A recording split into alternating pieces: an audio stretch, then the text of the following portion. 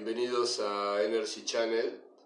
En este capítulo vamos a cambiar la óptica del mundo de los microorganismos y la biología que exploramos en el post anterior. Nos adentramos en el mundo del espíritu y más precisamente de la existencia y la realidad que experimentamos.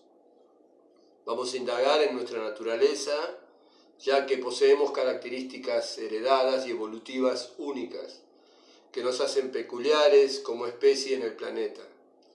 Una especie animal que desarrolló un córtex cerebral que le permite planificar, razonar, componer música, viajar al espacio, comprenderse a sí misma y al mundo que la rodea. Sin embargo, el punto débil de nuestra naturaleza es que está dividida, fragmentada. Nacemos puros, unificados, inmaduros, pero a lo largo de nuestra vida social nos vamos dividiendo en múltiples partes, provocando insatisfacción profunda, búsqueda incesante de algo más, la sensación de un vacío que no se llena nunca. Y estos sentimientos y estados fragmentados son los que crean a la sociedad moderna y a lo que llamamos civilización.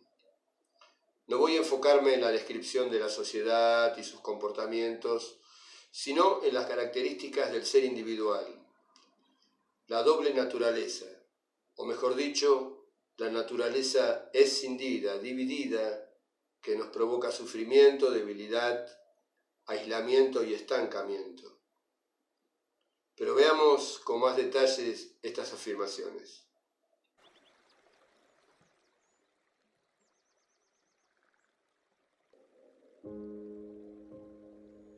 Los dos seres, o las dos caras de la existencia.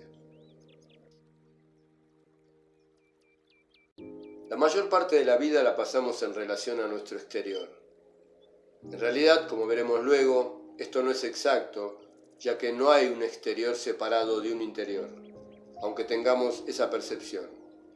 Como sea, desde niños vamos conformando una personalidad, el ser social, que nos permitirá establecer relaciones con nuestros semejantes y el entorno. Este ser social, que nos acompaña a lo largo de nuestras vidas, está compuesto de un collage variado de información obtenida por la percepción de los órganos de los sentidos, la educación, el condicionamiento, la vida social, la mente reactiva, el inconsciente colectivo, etc. Un verdadero Frankenstein adaptativo, que resulta nuestra tarjeta de presentación en el mundo. Gracias a él, el ser social, nos reconocen los demás y nosotros mismos. Experimentamos el éxito o el fracaso, la aceptación o el rechazo, la suerte y la desgracia. Encontramos mejores oportunidades que otros, pareja, amigos, trabajo, objetos, lo que sea. Nos viene en los genes, es parte de la herencia de nuestros antepasados cavernícolas. Podría llamarlo ego o yo. Ahora, por una cuestión de sentido espiritual y literario, y para no caer en analogías psicológicas, prefiero llamarlo simplemente ser social. Es nuestra herramienta de adaptación a la sociedad. Ha sido creado por la interacción del medio y por la percepción que cada uno tiene de sí mismo. Cada día se actualiza mediante los recuerdos, los mandatos grabados en el subconsciente, el diálogo interno, la mirada de los otros, al mirarnos en el espejo, la foto de graduación, las deudas y obligaciones, las redes sociales, etc. Y este programa, que se repite como un disco rayado, un bucle, y está lleno de archivos e información fragmentada, desordenada e inconexa, que nunca ha sido purificado, desfragmentado ni apagado, nos da la sensación de que tiene existencia real y propia. Pero hasta que no pase por el ojo del observador, no tendrá identidad propia. El ser social seguirá vagando, sin raíces, tratando de integrarse con los retazos de información, recuerdos y la repetición cotidiana del viejo y conocido programa, constantemente corriendo detrás o huyendo de las contradicciones que él mismo ha creado. ¿Cómo hacer para purificar la personalidad, o mejor dicho, el ser social? Hay muchas técnicas tradicionales y modernas, orientales, occidentales, mixtas, y la mayoría fracasan. ¿Por qué? Muy simple. La única manera de equilibrar la existencia y sanear la personalidad es tomando contacto con el ser esencial, nuestra auténtica naturaleza, pura y original, que se encuentra reprimida y a la espera de poder manifestarse. Es interesante, ya que para que el ser esencial, la verdadera esencia de nuestra existencia, se manifieste, no hay que hacer nada. Mejor dicho, es más un no hacer que un hacer deliberado, visto que está ahí desde siempre, detrás de cada pensamiento, de cada palabra, de cada mirada, de cada acción. Para expresarlo mejor, debería decir, puedes encontrarlo en el espacio entre cada pensamiento, en el silencio de tu interior, en la no acción. Es la otra cara de la existencia. Si lo comparamos con un iceberg, podría decirse que es la misma relación entre la parte visible y la parte invisible. El ser social representa apenas una parte de todo lo que en verdad somos. En la profundidad, más allá del tiempo y el espacio, se encuentra el ser esencial, enorme, invisible y pleno de potencialidad. Cuando más tomemos contacto con nuestra esencia, con el silencio y la calma del ser interior, el ser social encontrará sus raíces y su sentido. Se volverá la expresión, la herramienta del ser esencial. Es el fin de la dualidad y la contradicción.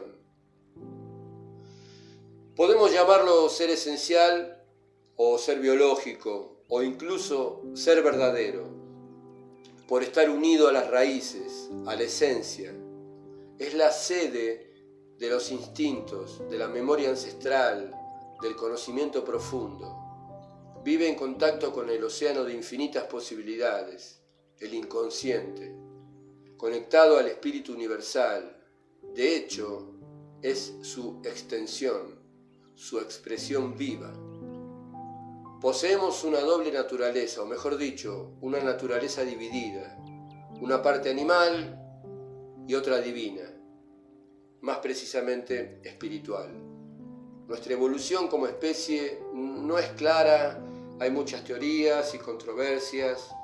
Lo cierto es que poseemos un cerebro capaz de razonar, planificar, crear arte y también poseedor de emociones y de instintos animales, con un sistema adaptativo y de supervivencia mucho más antiguo, que ha evolucionado a lo largo de millones de años.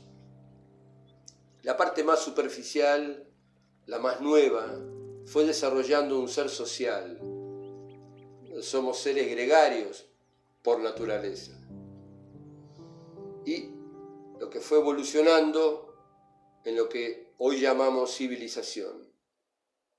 Un desarrollo muy rápido de las habilidades cognitivas y del pensamiento, generando una separación de su parte más antigua, animal, adaptativa, olvidando además sus instintos y su conexión con la tierra. No solo se desconectó de su paleocerebro, su cerebro antiguo, sino además de su cerebro emocional. Incluso los hemisferios se han dividido a expensas del izquierdo, es decir, los hemisferios cerebrales, a expensa del hemisferio cerebral izquierdo, que es el que domina la lógica, la individualidad, la razón, los cálculos y la palabra. Es nuestro cerebro, nuestra parte más materialista. El lado derecho es el del arte, la espacialidad, la globalidad, la imaginación. A lo largo de nuestra evolución social, la separación se incrementó cada vez más. Fue predominando el cerebro izquierdo, la razón, la materia, el individuo. La razón se impuso a la emoción, el individuo al grupo, la materia al espíritu. Más ciencia, menos arte, más tecnología, menos personas.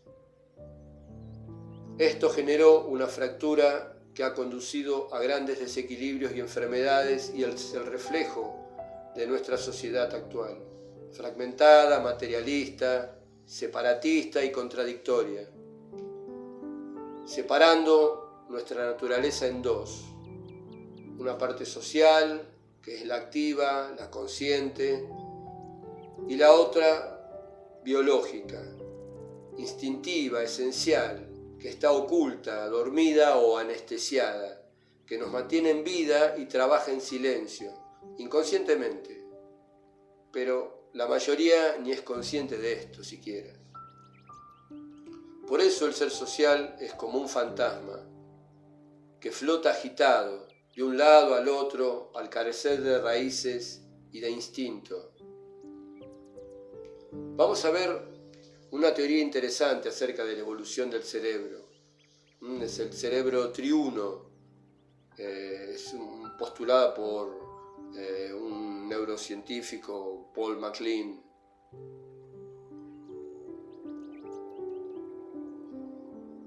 Esta teoría postula que nuestro cerebro es en realidad tres, que se fueron agregando uno sobre otro con la evolución a lo largo de millones de años. El más antiguo, el más profundo, es el cerebro reptil, que comprende el tallo cerebral. Regula los elementos básicos de supervivencia como la homeostasis. Es compulsivo y estereotipado. MacLean ilustra esta función al sugerir que organiza los procesos involucrados en el regreso de las tortugas marinas al mismo lugar en el que han nacido. Es un cerebro inconsciente, pura acción. El cerebro paleomamífero, que sería el cerebro mamífero más antiguo, comprende al sistema límbico. Añade la experiencia actual y reciente a los instintos básicos mediados por el cerebro reptil. Está por encima, es lo que llamaríamos, está en el límite, en el diencéfalo. El sistema límbico permite que los procesos de sobrevivencia básicos del cerebro reptil interactúen con elementos del mundo externo, lo que resulta de la expresión de la emoción general. Por ejemplo, el instinto de reproducción interactuaría con la presencia de un miembro atractivo del sexo opuesto, lo que genera sentimientos de deseo sexual. También tiene que ver con un sentido más gregario, colectivo. Aparece el afecto, el cuidado, el dolor por la pérdida. Por encima,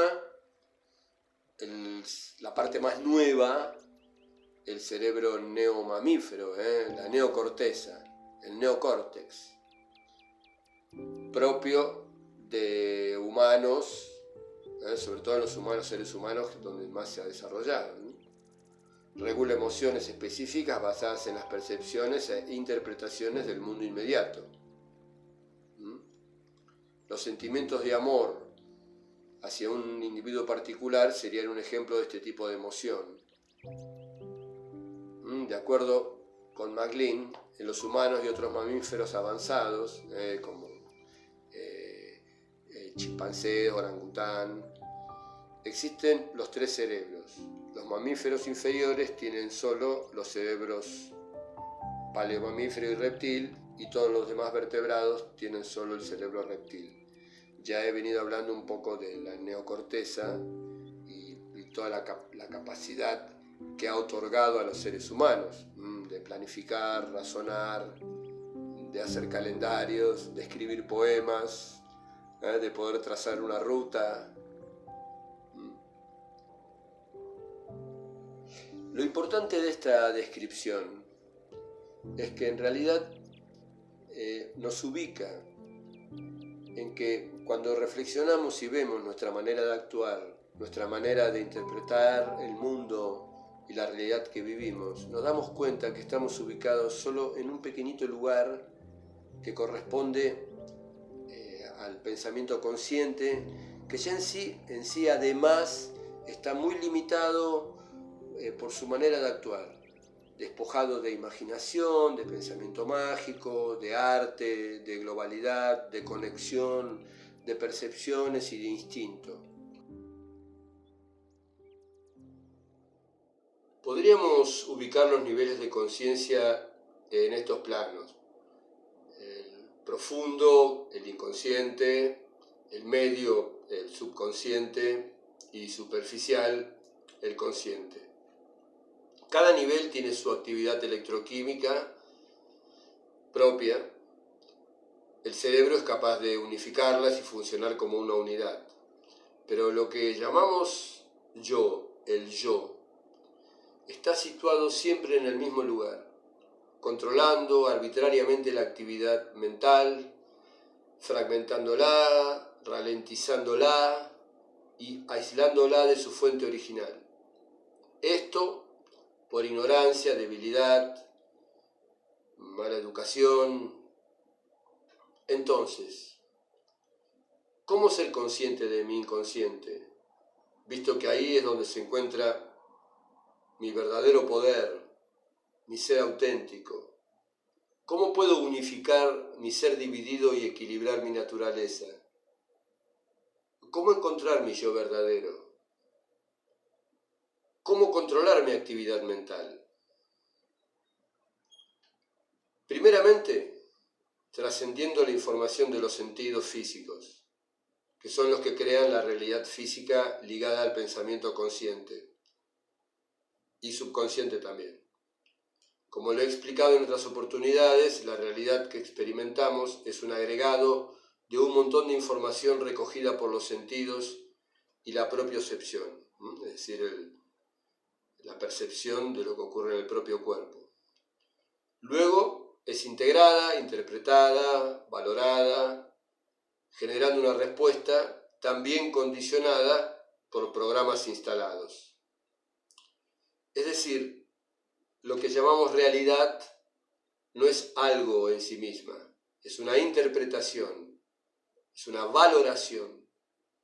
Por lo tanto, es relativa, no existe por sí misma. O sea, es maleable, es purificable, se puede cambiar. Si el observador cambia su posición, su punto de percepción, es posible. Si no, no cambia nada. Es una ilusión. Y este cambio de posición, de percepción, como lo vimos, se hace con la calma y el equilibrio, usando la respiración. Así, la personalidad estará purificada, libre de parásitos, de virus, de programas inútiles, de malwares, sin necesidad de decorarla porque ya brillará por sí misma, con luz propia, y sin necesidad de mentir porque ya en sí misma expresará la verdad, su verdad. En ese momento ya no habrá dos seres, sino uno. Paradójicamente, el ser social, nuestro yo ordinario al que estamos acostumbrados y apegados, un día morirá, con nuestro cuerpo y los sentidos físicos. Desaparecerá sin dejar rastros, o en todo caso, dejará un cuerpo inerte, la funda, el vehículo. Y este es el gran problema que acucia a la mayoría de las personas: el final. Pero el ser esencial, que está unido al espíritu, no puede morir, porque no depende del cuerpo físico. De hecho, lo crea. Poseemos un alma inmortal, un cuerpo de información y energía, pura conciencia, que no muere, ni nace, solo cambia de apariencias, se transforma, se encarna momentáneamente para experimentar una vida física y toma una forma determinada, pasajera, según su karma, de acuerdo a su memoria y experiencias, para continuar su aprendizaje.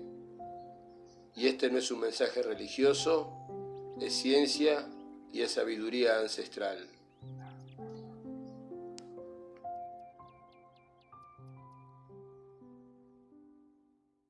Por esta razón es importante integrarse, unificarse, tomar contacto con la propia esencia, dejar que ésta se manifieste, se expanda, que el ser esencial tome el control.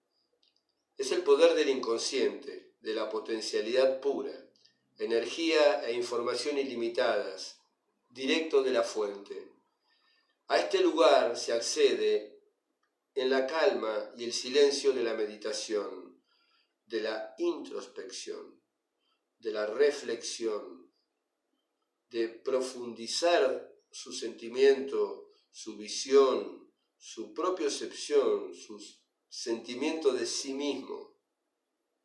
Y el puente es la respiración profunda, pero el motor es el corazón. Pero además, volverse un instrumento del espíritu, expresar las emociones de manera sana, volverse más artísticos, música, imaginación y propósitos espirituales. No solo dinero, deudas, trabajo, placer, objetos y afanes, moviendo de un lado al otro, corriendo, huyendo, corriendo detrás, evitando. Todo eso es una expresión de una fragmentación y al mismo tiempo fragmenta.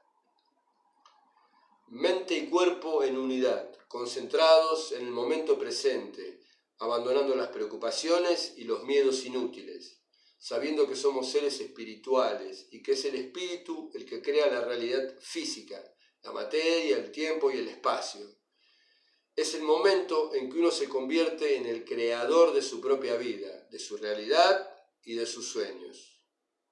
De hecho, es siempre así, solo que esta vez uno participa con la totalidad del ser, un fenómeno que genera en el universo una influencia enorme y positiva. Dos seres que se vuelven uno, un ser completo y luminoso.